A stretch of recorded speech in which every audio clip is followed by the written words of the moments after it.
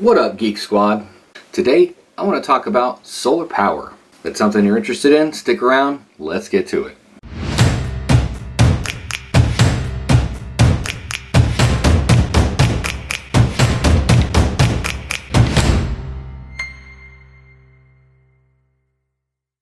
One thing we definitely want to mention first is if you don't feel comfortable in a high voltage environment, you should get this installed by professionals. Now that we got that out of the way, what would I change if I had to do this all over again or start from scratch? At this location, I wouldn't go on grid or grid tie. The rate that the power company pays me back, not even worth the investment. Like, I pay a variable rate based on the season between 7 cents and 12 cents per kilowatt hour, and they want to pay you back 3 cents per kilowatt hour. If I were to start over, start from scratch, I would have gone bigger to start. I would have gotten a much larger all-in-one unit and just worry about one device, one standalone device. The good thing about solar is it's expandable, so I can get more batteries, I can get more panels, I can get more charge controllers. I can essentially duplicate what I have now over and over and over if I have the space to do it in. So with this whole solar setup out in the BitCave, how do I monitor and manage and maintain everything without going out there and physically pushing buttons on the device? That's where I turn to my monitoring agent. So I've got a little micro desktop out there that's running Windows, Chrome remote desktop tied to it,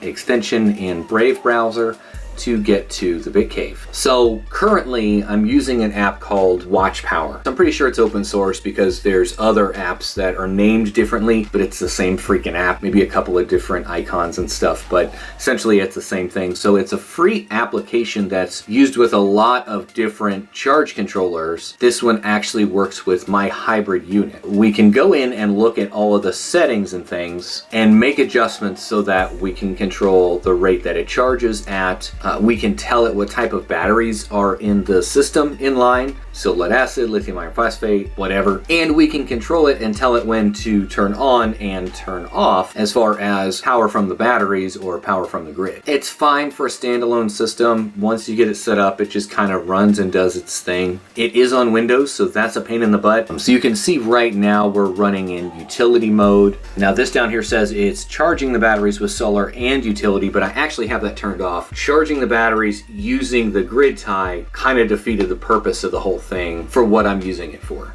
Over here on the right, we can see some statistics on the system itself, specifically the batteries, as well as the input-output on the device. So our battery voltage, we're steady at 24.3, which is the 34% capacity. There's barely any input voltage and no input watts. So it's recognizing the sun is there, but it's not charging yet. We can see that our output over here is a whopping 212 watts. That's that single Dogecoin miner. Now, they do have logging in this application, but it is a pain in the ass to do anything when it comes to the logs because it's inconsistent. The data is stored on the device, on the Windows PC, not on the charge controller. If the Windows PC is offline or the connectivity is lost for any amount of time, it's not documenting any of that information, so I'm not getting any kind of real logging here. And it takes a long time for logs to load. Looking at the charts, so that's cool. Starts with the year. We'll go down to the day and we'll look at yesterday. So this can take quite a while to bring up the graphs, so we'll come back. Approximately 10 hours later. See, this is what I'm talking about. The device looks like it was offline all fucking day yesterday, or half the day yesterday, and turned on at noon. The logging and tracking on this is crap. We'll take a look at what we have. This is a mess. Good news is, I've got a different dedicated device that's gonna take over management and monitoring of this system. That video is gonna go up very, very soon. In fact, if you're watching this in the future, you can see that video here, or here, or in the description.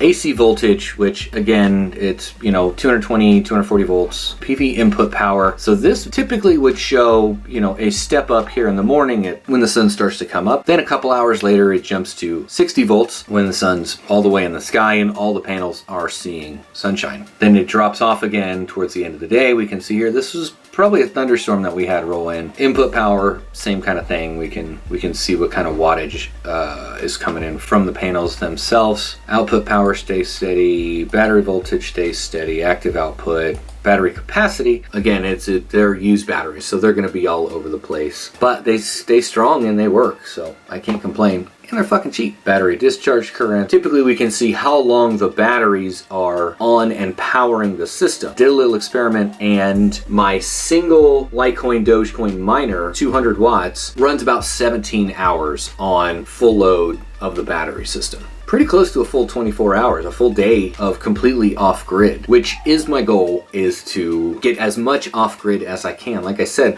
it is expandable. I can just add more batteries to it. I can add more charge controllers and more power inverters and things like that. Last piece of this puzzle is the batteries, like I showed before. I've got 26 batteries, so each of my batteries is 100 amp hour. The way that they're all set up in packs and battery packs is got 1300 amp hours of charge from all of my battery setups. I don't do this for a living, just kind of a geek of all trades. Imagine that. Let me know if there's anything in this video that you think I missed that I need to touch more on and talk about. Leave a comment down below. If you've made it this far in the video, hit that thumbs up button if you found this useful at all. Consider subscribing if you want to see more videos like this. And of course, thanks for watching.